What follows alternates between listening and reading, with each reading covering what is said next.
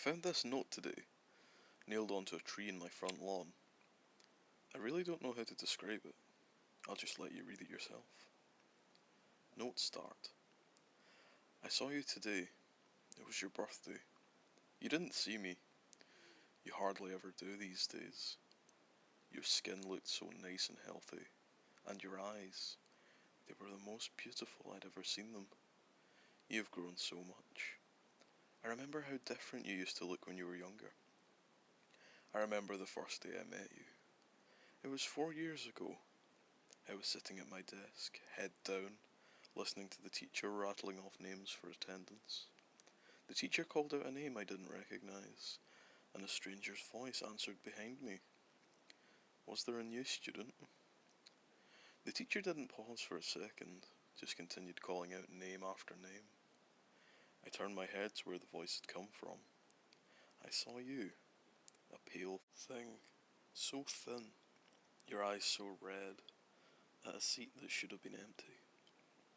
I saw the fireflies flying around you, flickering, dozens of them, never staying far from you. I saw them going through you and coming out through your skin, like you were a mist to them. Can you believe I thought you were a ghost? No one else seemed to acknowledge the new stranger sitting at the back of the class. Class after class, hour after hour passed as I waited for something to happen. For someone to notice you, for you to leave, for you to let out a ghoulish scream and claw at me like in the horror story I was certain I was in. But nothing happened. Teachers came and went. My classmates laughed and slept, and you just sat there. The bell rang for recess. The other kids ran to their mundanities for the day, leaving me and you together in the empty classroom. You stood up and pulled a chair from the desk next to you, making it face your desk. You turned your head to me and spoke. Well, you're slow today. Come on, ask me your questions. I didn't know why I didn't run away screaming at that moment. Probably would have turned out better for me in the long run, but let's not speculate. I guess at that point in my life I was pretty bloody lonely. I figured there was only a 50-50 chance you'd eat me, and the other 50 was that someone wanted to talk with me. Kid priorities don't make sense to me either these days. So I went along with the flow. I walked over to your desk, sat down on the chair you pulled for me, and asked my question. What were you? You told me you didn't know.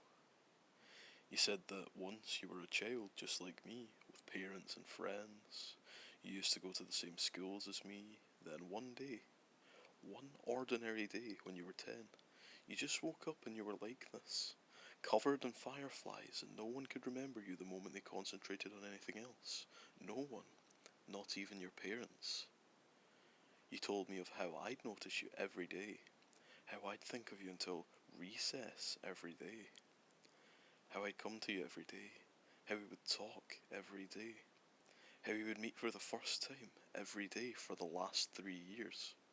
Also, how I'd forget the instant I walk out of the room, how everyone would forget you, how the fireflies would make them, how for the last 3 years you'd been alone.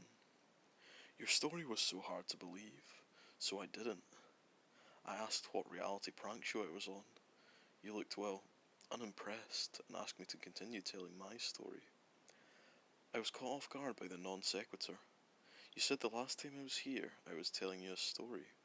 A horror story about a haunted house. As you detailed the story, goosebumps prickled my skin. It was a story I'd been making up in my head. A story I hadn't told anyone yet. At that moment, a million reactions were open to me, all simultaneously adequate and inadequate. But the only thing that seemed proper was to finish the story for you, so I did. Halfway through, you interrupted me to ask if my mother had recovered from her sickness yet. I had to shake my head, a bit ashamed at the fact I shared this private matter to a stranger. The story ended a few minutes before recess. My next class was in another room. You told me to go. Your steadiness took me back. You seemed so accepting of your fate, like you'd already gotten used to the idea of being forgotten forever. I was a kid back then. I wasn't a particularly smart kid, and it was probably on the onset of a crush, so you can excuse what I did next as an example of my childhood stupidity. I grabbed my scissors, pressed it against my arm's skin, and dug in. As it drew blood, I pushed it forwards till the cut formed the shape I wanted. Letter by letter, I carved your name onto my arm. Just so you know, I don't regret that. Don't get me wrong, kid power might have made me do it, but it sure as hell didn't make the pain go away. It was one of the most painful experiences of my life. But even then as a kid, I thought what was happening to you was unfair. I remember how your eyes looked when you saw that. The confusion, how strange it was for you that anyone would want to remember. I remember that look so clearly. When I woke up the next day and saw your name on my arm, I remembered you. I didn't forget. That day, for the first time, we had a conversation that wasn't so one-sided. You said no one had ever done anything like that before, and suggested I might have a mental illness. I won't deny it. That drew a little blood. As we talked, a creeping thought came into my head. Did you prefer it when I didn't remember? That night, I was sitting up in my bed, staring at your name on my arm, wondering if I should cover it up so I couldn't see it, and give you back your privacy when I heard a crash. I looked up to see my bedroom window shattered and a dirty rock on my floor. I looked out of the cracked window to see a dark figure on my lawn. You were outside yelling about how we should hang out. It took me a while to get used to how bad you were at talking to people. Years without practice made you quite a bit rusty. That was alright. We had a lot of time. For the next 2 years we spent most of our free time together. Most of the time we talked. You'd tell me an aspect of your life and how you lived. You still stayed in your old house. Your parents never noticed the food that had gone missing, never noticed the extra room, or that you'd stolen extra keys. One night I confided in you that I was beginning to think you were a part of my imagination, Fight Club style. After all, what could you do to me that I couldn't do to myself? You spent the next month or so trying to leave bite marks on my ear or neck to prove a point. I still had a few scars on my ear, so I guess you did. Looking back, I could see the warning signs even then. Your skin seemed to get worse and worse, paler and paler, and you'd rubbed your eyes raw. It was in winter we had our wake-up call. The morning began like any other. I woke up, brushed my teeth, and started searching for clothes to wear. It was a winter morning, and my room was dark, so I didn't see your name on my arm. The cold sent shivers through my body, and pulled out a long-sleeved jacket. A small bell rang in my head. Don't you usually roll your sleeves up? Yeah, and why did I? That was annoying. I finished tidying up and headed to school. On the school bus I felt oddly content, like something I'd been worrying about had just disappeared. I walked up the school stairs, down the hall, through my classroom door, and sat down at my desk. The same feeling of a burden forgotten hounded my mind. What was I forgetting? When recess came, I just sat at my desk while my classmates ran out. It felt like a ritual, but I didn't know what for. I was contemplating just walking out to join them when I heard it.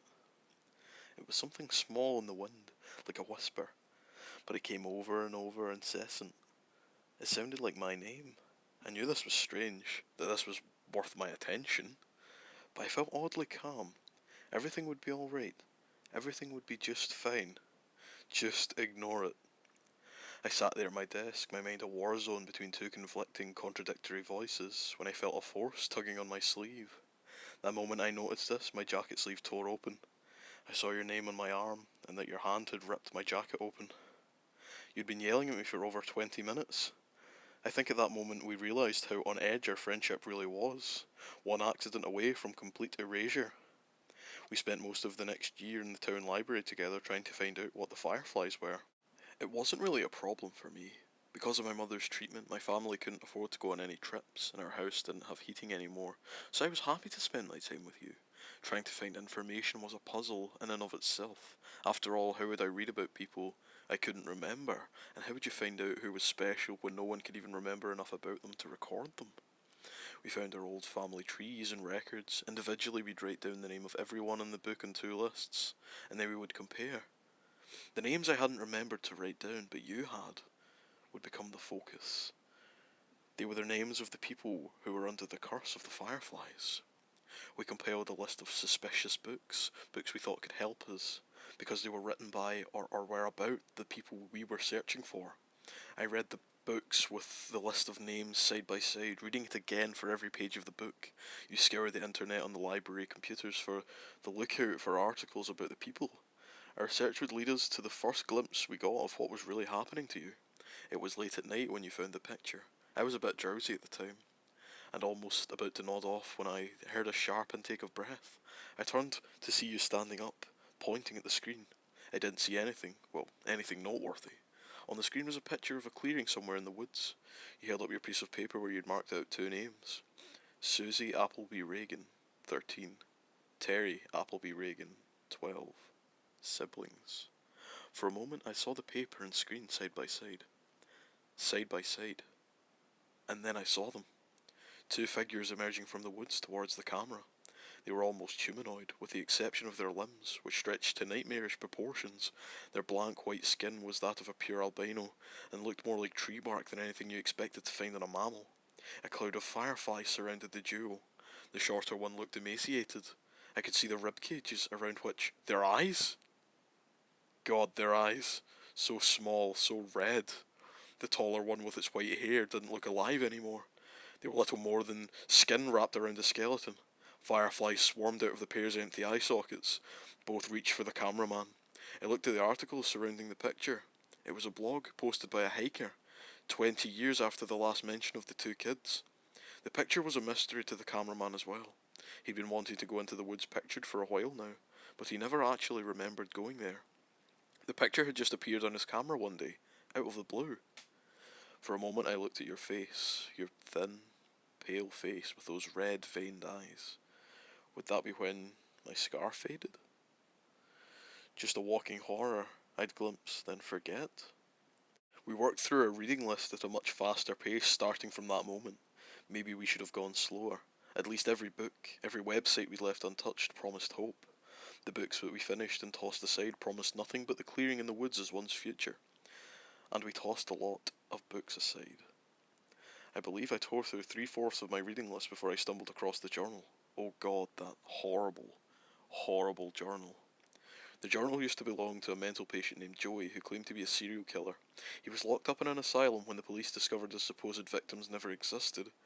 He was diagnosed with a need for attention and shoved away. They should have electrocuted him. They should have fried him until his flesh melted and his hair burned. In the journal he talked about how he carried out his killings. He knew things bizarre and disturbing things no one else knew. He knew of strange creatures that lived in the woods. Of them, his favourites were the fireflies. I'm not going to tell you how he summoned these things. I trust you. I trust you more than anyone. But a thing like this belongs to the ground, more than it ever will to the human mind. In the end, it's sufficient to know that these things were not fireflies. Joey would start his ritual by taking a kid, anyone he pleased. He could take them at any time, in the dead of night from their own homes, or in broad daylight from their front yards. It didn't matter if he was seen. He'd take them to his house and drag them inside. Usually an Amber Alert came up at that point. He didn't care. Like I said, it wouldn't matter soon. He'd drag them to the special room in his house. Here the fireflies would come and latch onto them. Now, nobody was searching for the kids. Not the police. Not the parents. Nobody. From then on, he could do whatever he wanted to the kid. He'd get bored of them after a day or two. After the child had broken, at that point he disposed of them. Hacksaw, kitchen knife, anything that would work. He detailed a large pit of bodies he kept in the woods, swarming with bugs. One day, I guess he got bored of that too, so he went to the police station and turned himself in. Not on account of guilt, no. He just wanted someone to know about the stuff he was doing. What a sick man. Oh, don't get the wrong idea, he never stopped killing kids. The asylum doors didn't stop him from doing what he liked. It just made him improvise. He made a new way. He modified the flies so they could survive without a host, just in a dormant state. When a child, he specified the age, would approach the swarm, it would latch on and begin its effect. Over the years, the child would warp horribly into the things we saw in the woods. I wish I could hate him in peace. I wish I could say the world owed him nothing, but that wouldn't be true. He detailed a way out. On the final page, there was an exact explanation on how to get rid of the fireflies. You must have seen something in my face because at that moment you asked if I had found anything. I said no and closed the book. A few minutes later you shut down the computer and picked up the last book. You went through it yourself. When you reached the end cover you tossed it aside. I asked what we should do now. You said it was alright. I could go home. We'd talk about it in the morning. I stood up and walked past the shelves of books. I headed for the library entrance, but stopped right outside the door and waited.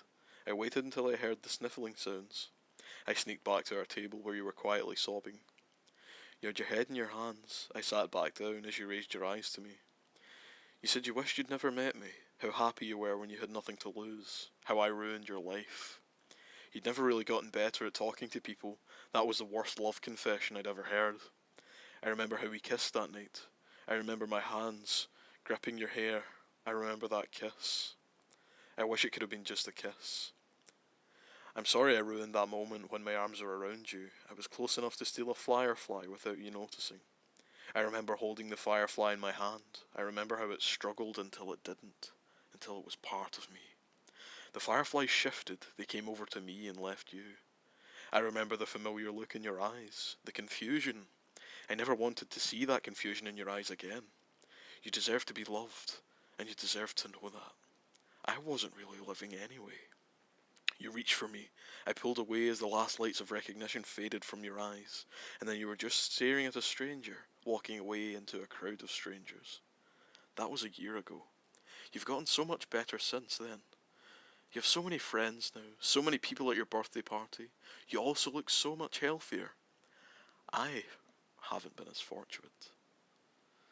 My skin's gotten a lot paler, and my eyes hurt all the time now. I couldn't go to school like you did all those years. I haven't wasted my time though. I found Joey's pit. The bodies. There were so many bodies. There's a grave for those children now. Without me, my mum could afford her surgery. She looked so happy. Just yesterday I saw her playing with my baby brother.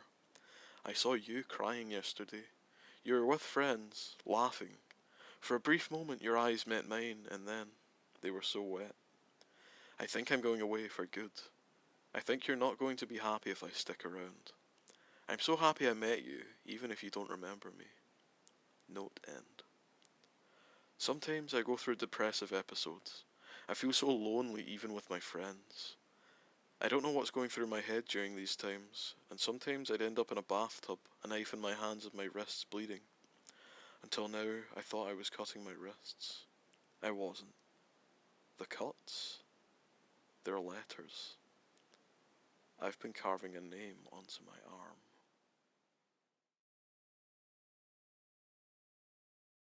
Thank you for watching. Before I end the video, I'd like to address some of the themes present in this story. If you feel suicidal or depressive thoughts, please seek help. There are so many people who love you and want you around. If you need someone to talk to about your mental health, I'll show some helplines on screen now. Thank you. Stay dark.